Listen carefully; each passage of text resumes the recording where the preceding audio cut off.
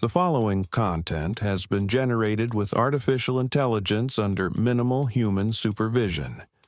The data presented may contain errors or inaccuracies. The opinions expressed in this content do not necessarily reflect the vision, position, or values of DigiAll. We recommend verifying critical information with additional sources before making decisions based on this content.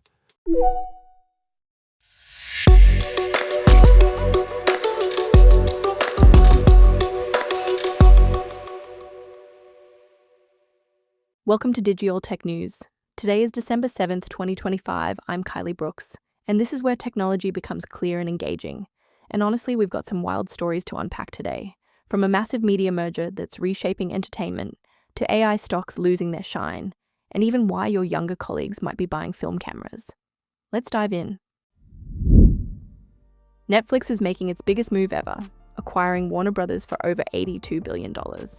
We're talking HBO, Harry Potter, Game of Thrones, all under the Netflix umbrella. Nvidia and other AI darlings are being kicked out of so-called quality investment funds. The Wall Street Journal is asking whether this is a buying opportunity or a red flag. Generation Z is buying vinyl records, disposable cameras, and Tamagotchis. The BBC explores why young people are turning to retro tech to escape our hyper-connected world. Hackers are launching widespread attacks on Palo Alto Global Protect VPN portals from over 7,000 IP addresses worldwide. This is serious. Trump's new national security strategy completely ignores Bitcoin and blockchain, focusing instead on AI, biotech, and quantum computing. A surprising omission for a supposedly pro-crypto administration. Okay, let's talk about this Netflix Warner Bros. Deal because it's absolutely massive. The announcement came on December 5th, just 2 days ago. Netflix is paying $27.75 per share, a mix of cash and stock, for Warner Brothers, which includes the film and television studios HBO Max and HBO itself. The total enterprise value? $82.7 billion. To put that in perspective, this is one of the largest media mergers we've ever seen. Now, here's the thing. This only happens after Warner Bros. Discovery spins off its Discovery Global division into a separate company, which is expected to close in the third quarter of 2026. Then, the Netflix acquisition closes 12 to 18 months after that. So, we're looking at 2027 or 2028 before this is actually done.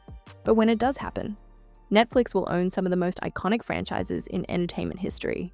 The Sopranos, Game of Thrones, the DC Universe, Harry Potter, Friends, Casablanca, The Wizard of Oz. It's wild. Ted Sarandos, Netflix's co-CEO, said their mission has always been to entertain the world, and this deal lets them give audiences more of what they love. They're planning to keep Warner Bros.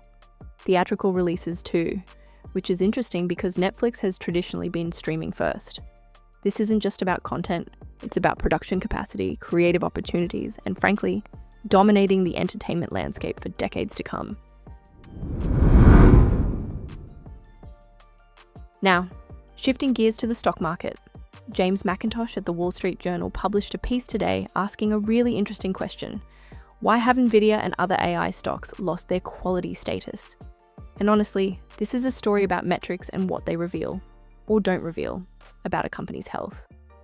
So there are these two popular ETFs that focus on quality stocks.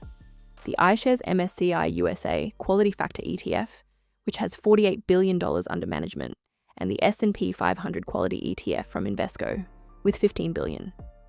Both look for companies with high profitability and low leverage, but they use different metrics. The MSCI-based fund still has a ton of exposure to big tech. Almost a third of its assets are in 5 major tech companies. But the S&P-based fund? It kicked out Nvidia. And that decision has had a huge impact on performance. Before Invesco removed Nvidia in June of this year, their fund outperformed the MSCI fund by the largest margin in 6 months. Since then, it's underperformed more severely than ever. The issue comes down to something called accruals. This is a metric that measures how much of a company's earnings come from actual cash versus future promises. High accruals can signal risk, like customers not paying or economic conditions shifting. For Nvidia, the rapid sales growth meant their accounts receivable shot up by $16 billion to $33 billion in the last quarter, while accounts payable only increased by $3 billion to $8 billion. That means Nvidia had to fund the difference with its own cash. The S&P index sees that as a red flag. Microsoft got kicked out too, back in December of last year. But here's the thing, the MSCI index doesn't even look at accruals. It prioritizes stable earnings growth instead. So is this a quality issue, or is it just a difference in philosophy? The debate ties into broader market concerns. Big tech companies are pouring hundreds of billions into AI infrastructure without clear profitability yet. That drains cash and increases debt. Academic studies show that high capital expenditure, like what we're seeing in AI, often leads to underperformance later. But the size of these companies means their ETF performance depends more on investor sentiment around AI than on pure quality factors. There's upside potential, sure, but the uncertainties around AI productivity, adoption, and revenue are still very real. The accruals don't indicate fraud, they just reflect aggressive spending on AI, betting on future returns that haven't materialized yet.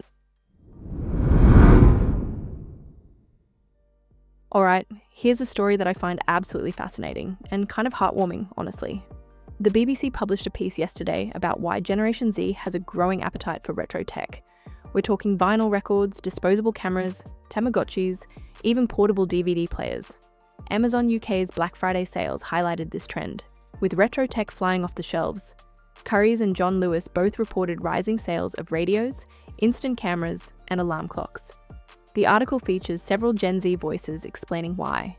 Declan, who's 17, prefers DVDs over Netflix and Disney+. He loves the physical cases, the sense of ownership, and how affordable they are. He sees them as a dying way of watching movies, which makes them more authentic to him. Saul, who's 20, has been collecting vinyl since 2016. He talks about the authentic sound from the grooves, the tangible cover art, the hands-on ritual of playing a record. It's such a contrast to passive phone scrolling. Aoi Bayan, 21, uses a Pentax SBO film camera because the quality and style are superior to her phone, and she loves the wait for developed photos. That wait adds pressure and novelty that digital photography just doesn't have. Kyle, also 21, revived his childhood PSP console from 2005. He values its simplicity, no updates, no downloads, and the addictive gameplay. The article notes that this resurgence stems from a desire for nostalgia, ownership, and breaks from subscriptions and constant notifications. And honestly, I get it. There's something grounding about physical media, about technology that doesn't demand your attention every second. It's a pushback against the hyper-connected, always-on culture we've built. And it's refreshing to see young people recognizing that and making different choices. Now, we need to talk about a serious cybersecurity threat that's unfolding right now. Hackers are conducting widespread exploitation attempts against Palo Alto Network's Global Protect VPN portals. Grey Noise, a threat intelligence firm, has detected scans and attacks from over 7,000 unique IP addresses globally. This campaign was first observed in late November, so just a couple of weeks ago. The attackers are targeting vulnerabilities in Internet-exposed Global Protect gateways on UDP port 4501. These IP addresses are coming from residential proxies, bulletproof hosting providers, and compromised VPS instances across Asia, Europe, and North America. And this isn't just scanning, they're probing for weak configurations and chaining these efforts with known exploits, like the critical CVE 2024-3400 command injection vulnerability. That one has a CVSS score of 9.8 out of 10, and it was patched back in April 2024. But if you haven't patched, you're vulnerable.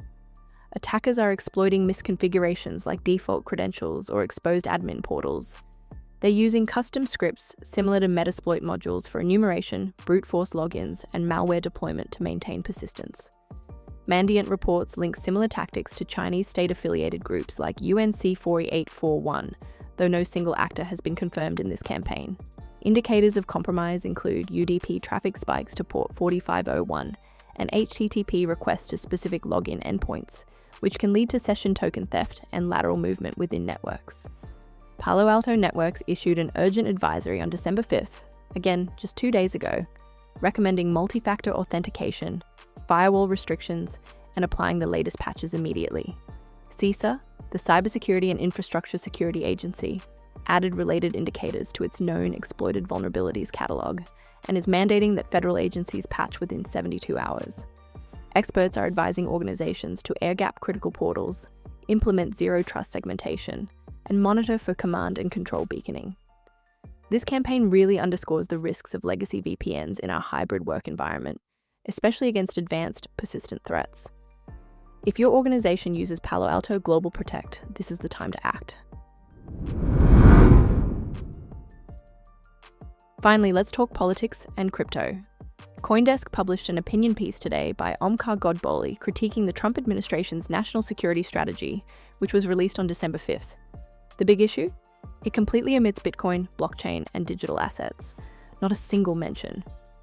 Now, this is surprising because Trump ran a very pro-crypto campaign. His promises on digital assets were a significant part of his 2024 election win. Since taking office in early 2025, he's enacted several supportive measures: an executive order rescinding Biden-era policies, forming the president's working group on digital asset markets, prohibiting a US central bank digital currency, so no CBDC, and backing the Genius Act for stablecoin regulation, which became the first major federal crypto law. He also established a strategic Bitcoin reserve, though it's only funded with seized Bitcoin, not new acquisitions, which disappointed some advocates who wanted the government to actively buy Bitcoin. But here's where it gets interesting. The national security strategy prioritizes artificial intelligence, biotech, and quantum computing as key to US technological dominance and global standards. The document explicitly states, "We want to ensure that US technology and US standards, particularly in AI, biotech, and quantum computing, drive the world forward." That's a direct quote. No mention of digital assets or blockchain anywhere. What this suggests is that despite Trump's campaign rhetoric and the supportive measures he's enacted, the administration and the broader US establishment still hesitate to position crypto as a national security asset. They see it more as a financial tool, not a strategic technology on par with AI or quantum. Godbole's piece references another article on how the strategy affects Bitcoin, gold, and bond yields, but the core message is clear. Crypto is still on the periphery of national security thinking, and that's a pretty significant omission for an administration that claimed to champion it. So there you have it, a Netflix mega merger reshaping entertainment, AI stocks facing quality scrutiny, Gen Z embracing analog nostalgia, a serious cybersecurity threat hitting VPNs worldwide, and a national security strategy that's overlooking crypto despite political promises. It's a lot to take in, but that's the tech world for you. Always moving, always evolving, always keeping us on our toes. We'll keep following these stories as they develop.